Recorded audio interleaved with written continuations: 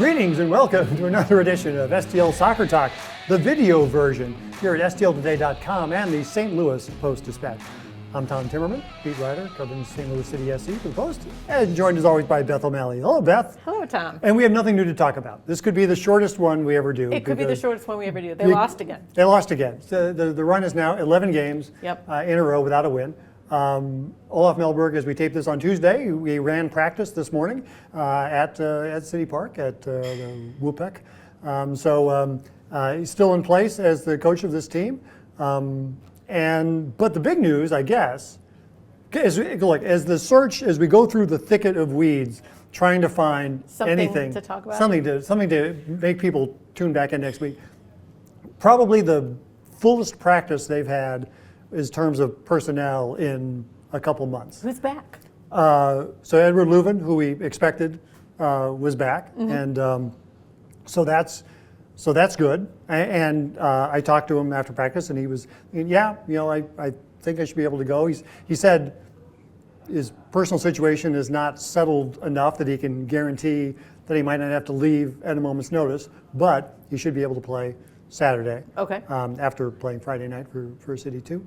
And Thomas Totland back on the practice field. First time we've seen him on the field in a while. And Olaf Melberg said after practice that Totland looked good and could well be available for selection on Saturday. That's quick. When they play San Jose, yes. And Henry Kessler and Rasmus Holm on the field. So really the only players missing, right? Jonas Horn, who was jogging around the field on his own, and Joachim Nielsen. All right. Other than that, everybody who you could want is out there. These are my fingers crossed for continued good health among the team. Yes. And so, and we've said all along that, with the injuries, the team dynamic has changed, and this could be a chance to, set the team on a new course, because they have gone 11 games. They have gone 2.5 months without winning a game. They have only won 2 games out of 15. The halfway mark of the season is not that far away. The pressure just continues to mount. And as I've written, it was before the first Minnesota game where Melberg said basically every game is a must-win game. And he hasn't won. They're 0-3 in that time. So that is not good. No. And so we'll see how this plays out. Does a win against San Jose buy more time for Melberg, or what? We don't know. Yeah, I'm a person of few words this week just because it's so frustrating. And I know that you share that.